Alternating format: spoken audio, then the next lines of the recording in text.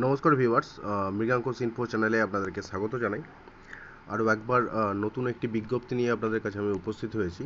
আপনারা আশা করি বুঝতেই পারছেন, যেখানে আদ্যাপীঠ আনন্দ পলিটেকনিক কলেজে গ্রুপ ডি এবং LDC librarian assistant, store assistant, cashier হিসাবে কিছু লোক নিয়োগ করা হচ্ছে, কর্মী নিয়োগ করা হবে।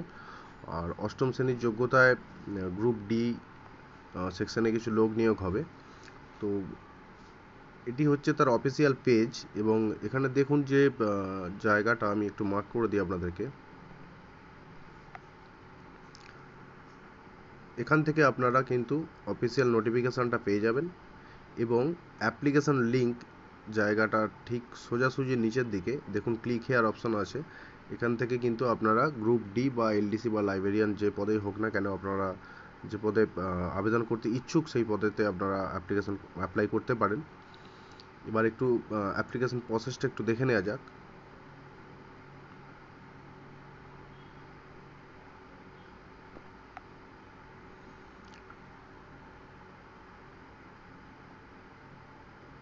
এখানে দেখুন, আমি যদি গ্রুপ ডি পদের জন্য আবেদন করি, সেক্ষেত্রে আমাকে ক্লিক হেয়ারে ক্লিক করলেই মেন পেজে আমাদেরকে পাঠিয়ে দেবে, এবং ঠিক এই পোর্শনটাতে আপনাদেরকে একবার ক্লিক করতে হবে।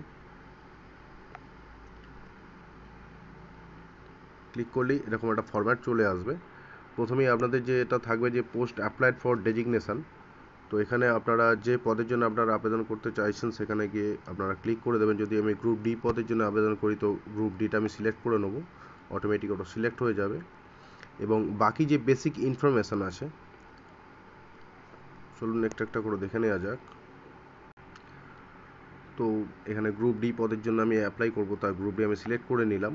এবং এখানে দেখুন সলিউশনের জায়গাতে ডিআর আছে, এমআর আছে, এমআরএস এবং এমএস। ছেলেদের ক্ষেত্রে এমআর হবে, বিবাহিতা মহিলাদের জন্যে এমআরএস, এবং অবিবাহিত মহিলাদের জন্যে এখানে এমএস সিলেক্ট হবে। তো আমি এখানে এমআর সিলেক্ট করে নিচ্ছি, এবং আপনাদের ফার্স্ট নেম যদি মিডিল নেম থাকে মিডিল নেম দেবেন, আদারওয়াইজ লাস্ট নেম অ্যাড করবেন। নেক্সট, গার্জেনের ক্ষেত্রে ঠিক একই জিনিসই হবে। বাবার নাম যখন লিখবেন তো এমআর লেখা থাকবে, এবং নেক্সট হচ্ছে আপনার বাবার নাম, এবং যদি মিডিল নাম থাকে তো মিডিল নেম দেবেন, এবং লাস্ট নেমটা এখানে লিখে দেবেন। ক্যাটাগরি আপনারা এখানে সিলেক্ট করে দেবেন, জেনারেল বা এসসি এসটি ওবিসি, যে ক্যাটাগরি আপনারা বিলং করছেন সেই ক্যাটাগরি কিন্তু এখানে সিলেক্ট করে নিতে হবে। রিলিজিয়ানের ক্ষেত্রে আপনারা হিন্দু বা মুসলিম, জৈন, শিখ কোনটা আপনারা সেটা সিলেক্ট করে নেবেন। এইভাবে পরপর আপনার ডেট অফ বার্থের যে ফরম্যাটটা আছে, এখানে আপনারা ক্লিক করে মাস, সাল এবং দিন এগুলো আপনারা কিন্তু সিলেক্ট করে নিতে পারেন।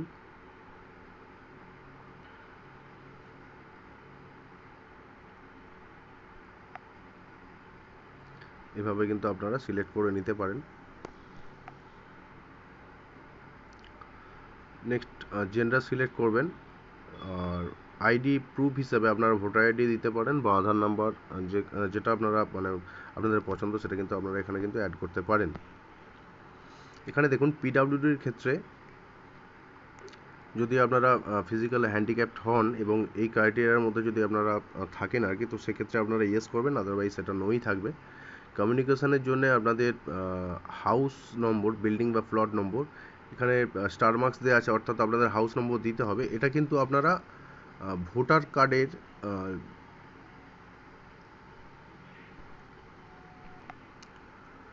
যে বুথ স্লিপ হয় সেখানে, বা আপনারা আপনাদের স্থানীয় বিএলও যারা আছেন ওনাদের সঙ্গে যোগাযোগ করে কিন্তু আপনারা আপনাদের হাউস নম্বর এখানে পেয়ে যেতে পারেন। স্ট্রিট নেম আপনার বাড়ির আশেপাশের রাস্তার নামটা দিয়ে দেবেন, এবং পোস্ট অফিস বা আপনার গ্রামের নামও দিতে পারেন, অসুবিধা কিছু নেই। Post office, police station, state এগুলো সিলেক্ট করে নেবেন।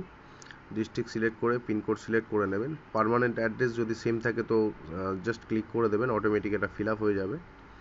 কন্ট্যাক্ট ইনফরমেশনের ক্ষেত্রে আপনাদের মোবাইল নাম্বার দেবেন, যদি অপশনাল কোনো সেকেন্ডারি কন্ট্যাক্ট নাম্বার থাকে তো সেটাও আপনারা এখানে অ্যাড করে দেবেন।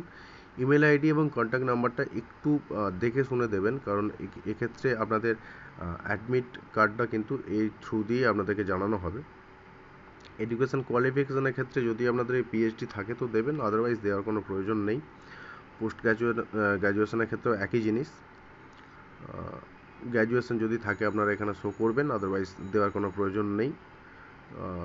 চেষ্টা করবেন 12 থেকে দেওয়ার, এগুলো আপনারা ফিল আপ করবেন। এবং 8 পাসের সার্টিফিকেট কিন্তু এখানে আপনাদের স্কুল থেকে, যে স্কুলে আপনারা পড়াশোনা করেছেন সেই স্কুল থেকে কিন্তু আপনারা কালেক্ট করে সেটা 200 কেবির মধ্যে একটি পিডিএফ ফরম্যাট বানিয়ে এই ব্রাউজ ফাইলে গিয়ে আপনারা কিন্তু ফাইলটা আপলোড করে দেবেন।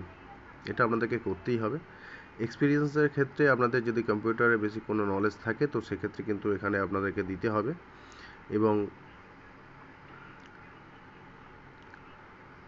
আপনাদের রিসেন্ট পাসপোর্ট সাইজ ফটো, যেটা 50 কেবির মধ্যে জেপিজি ফাইল বা জেপিজি ফাইলের মধ্যে আপনাদের কিন্তু সিগনেচার ফটো এবং আপনাদের এক্সপিরিয়েন্স সার্টিফিকেট এখানে কিন্তু প্রোভাইড করতে বলা হয়েছে, দিতে বলা হয়েছে। তো সেক্ষেত্রে কিন্তু আপনারা এখানে আপলোড করে দেবেন। এক্সপিরিয়েন্স সার্টিফিকেট বলতে যদি আপনাদের থাকে তবেই দেবেন, আদারওয়াইজ দেওয়ার কোনো প্রয়োজন নেই। এবং ডিক্লারেশনে ক্লিক করে আপনারা যে ক্যাপচাটা আছে সেটা আপনারা এখানে ফিল আপ করবেন, করার পরে এটা সাবমিট করে দেবেন। করে দিলে আপনাদের ফর্মটা ফিল আপ হয়ে যাবে। এর জন্য কোনো টাকা পয়সা দিতে হবে না। আর টোটাল পদ এখানে 10টি আছে। এবং এই ওয়েবসাইটটি আমি আপনাদেরকে